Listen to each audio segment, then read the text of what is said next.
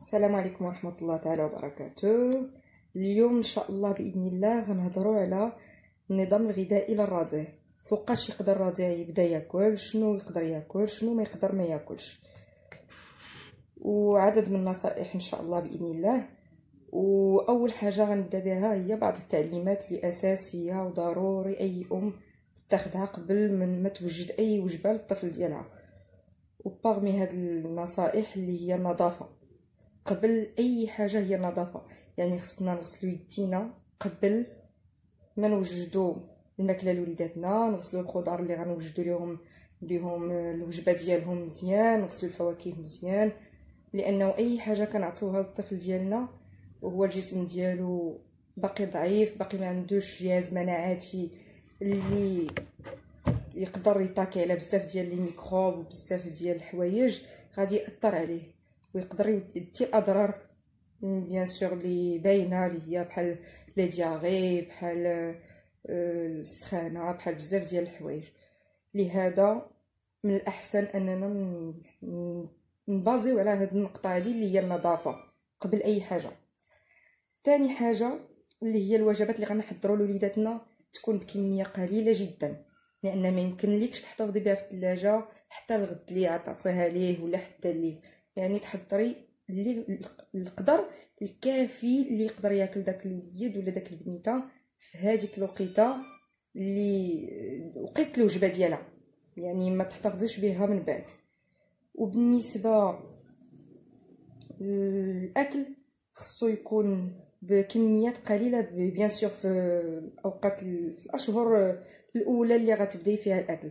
وبالنسبه للماكله على حساب كل واحد وشنو كيفضل، كاين اللي كيفضل يبدا الماكله في الشهر الرابع، كاين اللي كيفضل في الشهر الخامس، كاين كيفضل في الشهر السادس.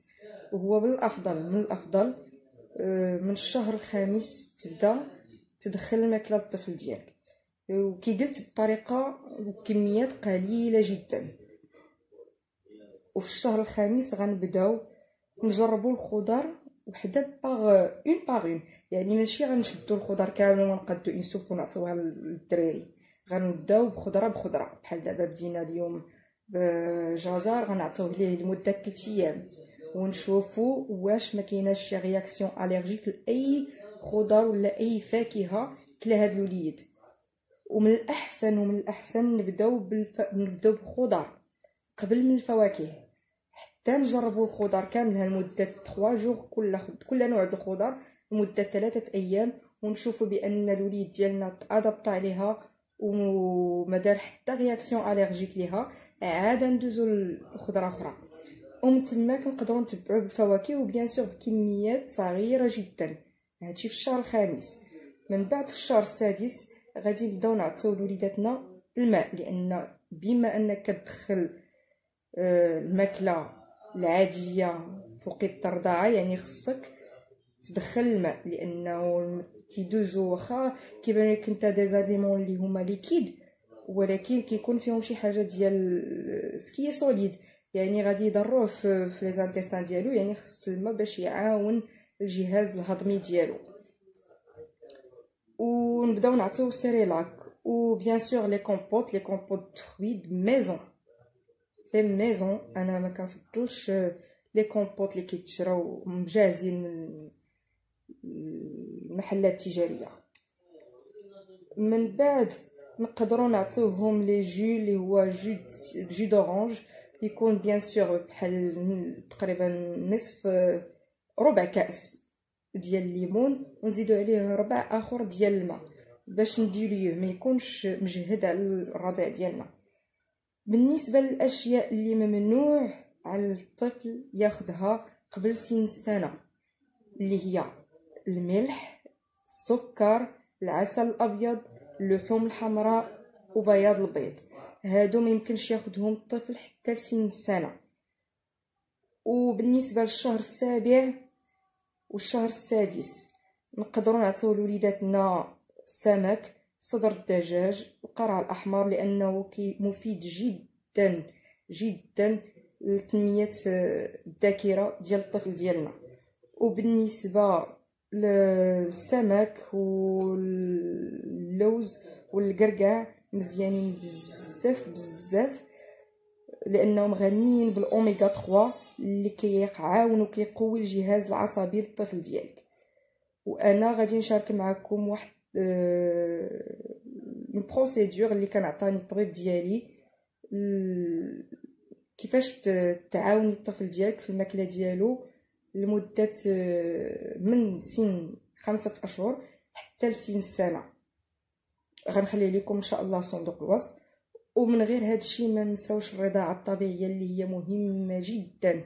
يعني واخا تدخلوا لوليداتكم الماكله ما تنساوش الرضاعه الطبيعيه. في اي وقيته الطفل ديالك يبغي يرضع تعطيه، ماشي تقولي لا راه يلاه خدا اون كومبوت ولا يلاه خدا شي يقولي لا سوب ديالو تحبسي عليه. اي وقيته الرضاعه الطبيعيه حبذا لو قدرتوا تكملوها لمده سنتين. وانا تنظن اغلبيه الامهات ما كيوصلوش لسنتين، انا منهم لان شويه صعيب الحال. وبالنسبه للمراه العامله هادشي اللي كان زعما كيوقع بزاف العيالات.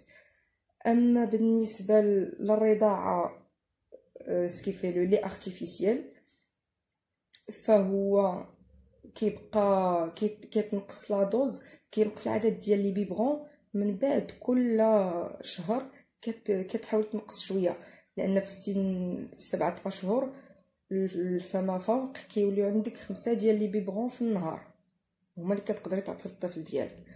وبالنسبه لما فوق السنه فكيوليو 3 بيبغون في النهار. وكنتمنى نكون قدرت نفيدكم ولو شويه في هذا الموضوع هذا اللي هو موضوع اللي كبير بزاف، وواخا نهضروا عليه ما غنطرقوش لجميع الجوانب ديالو. غير حاولت نفيدكم واحد شويه من المعلومات اللي انايا عندي من بعد التجربه ديالتي مع جوج الوليدات الحمد لله. وكنتمنى نكون فدتكم. وما تنساوش انا غنخلي لكم البروغرام اللي عطاني لو ميدسان بيدياتر ديالي اللي هو الدكتور زكير اللي كنت كنستعمل لوليداتي، غنخليه لكم في صندوق الوصف. ونتمنى نلقاكم ان شاء الله على خير في فيديو اخر. الى اللقاء.